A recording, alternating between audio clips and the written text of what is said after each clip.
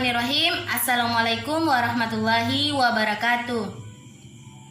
Waalaikumsalam warahmatullahi wabarakatuh. Kami dari kelompok 2 listening.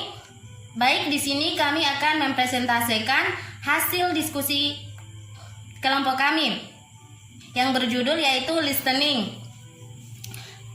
Oke, selanjutnya saya akan memperkenalkan kelompok kami. Baik, saya atas nama Nunita selaku moderator dan pemateri pertama, Nurlin Jasir selaku pemateri kedua, Herdiana selaku pemateri ketiga, Novianti sebagai pemateri keempat. Baik, untuk mengefisienkan waktu, langsung saja saya selaku pemateri pertama akan membawakan materi kami yang berjudul yaitu listening atau mendengarkan. Listening dalam pembelajaran bahasa Inggris.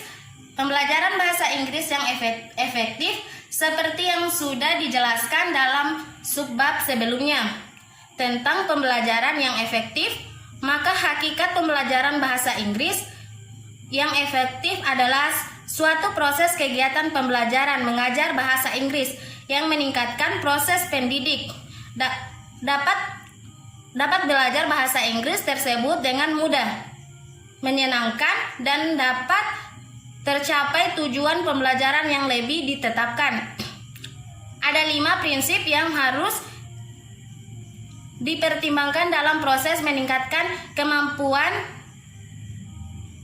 menyimak pada anak, yaitu yang pertama yaitu memperbanyak materi visual, misalnya dengan ekspresi wajah, gerakan, mimik, dan gambar-gambar. Kemudian yang kedua yaitu setiap input bahasa lisan yang diberikan harus diucapkan dengan jelas, perlahan, dan jelas.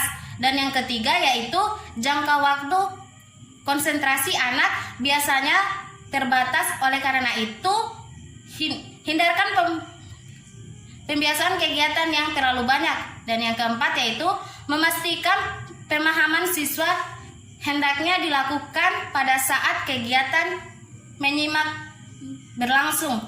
Kemudian saya serahkan untuk pemateri selanjutnya.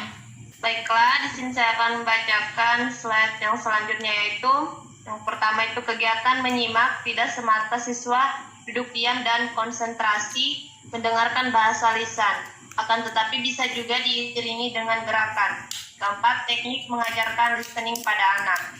Cara belajar mendengarkan listening bahasa Inggris pada anak berbeda dengan orang dewasa, karena anak hanya mempunyai lebih sedikit kosakata.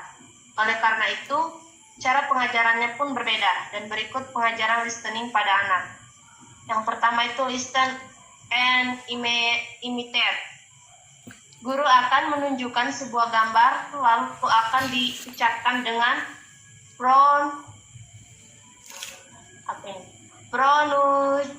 pronunciate yang jelas. Kemudian murid akan menirukan apa yang diucapkan guru.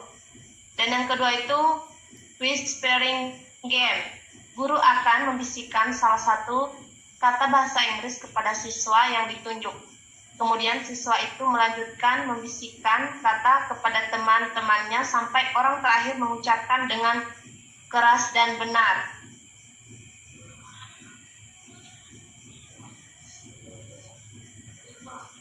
Dan selanjutnya itu listen and follow. Guru akan memberikan sebuah perintah kepada siswa, kemudian siswa akan melakukan perintah yang diberikan oleh guru. Contoh, so you did, kemudian murid akan melakukannya. Kemudian listen and match. Siswa diberi gambar, misalnya gambar buah-buahan, guru mengucapkan, kemudian siswa memberikan nomor pada gambar. Kegiatan ini bisa dilakukan dengan membagikan gambar kepada masing-masing siswa. Kemudian guru menyebut nama buah. Siswa yang memegang gambar buah-buahan tersebut berdiri sambil menunjukkan gambar. Selanjutnya fungsi listening. Belajar mendengar dan menyimak dalam bahasa Inggris tentu saja memiliki sejumlah fungsi dan juga manfaat. Dengan melihat dan memahami manfaat dan fungsinya, ini itu artinya kita dapat lebih bersemangat lagi untuk belajar menguasainya. Berikut ini adalah beberapa fungsi dan kegunaan dari mendengar dan menyimak dalam bahasa Inggris. Baiklah, selanjutnya akan dilanjutkan oleh pemateri ketiga. Untuk pemateri ketiga kayaknya jaringannya kurang bagus. Selanjutnya saya persilakan untuk pemateri keempat. Baik. Selanjutnya yang keenam yaitu cara mudah belajar listening. Nah, setelah kita sudah mengerti dan memahami lebih detail lagi mengenai apa itu mendengar dan menyimak dalam bahasa Inggris, mulai dari pengertian hingga fungsinya, maka sudah saatnya untuk meningkatkan kemampuan tersebut. Tak perlu khawatir untuk memulainya karena kita dapat menggunakan cara yang mudah dan cepat guna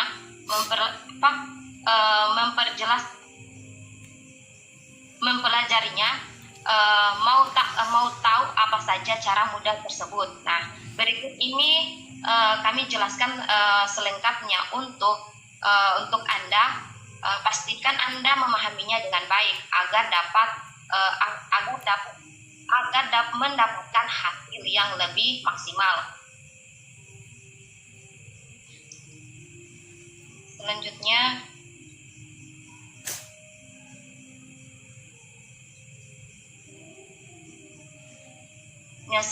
itu yang membuat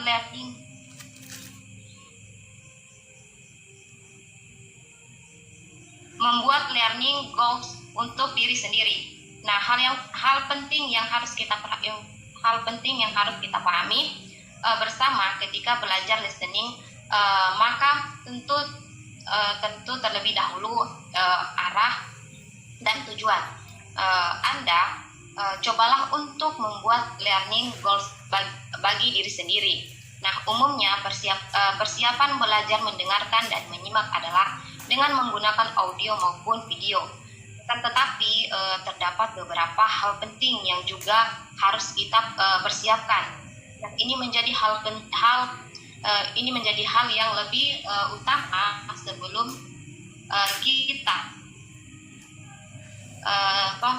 kita belajar mendengarkan dan menyimak audio atau video bahasa Inggris. Nah, yakni arah juga tujuan.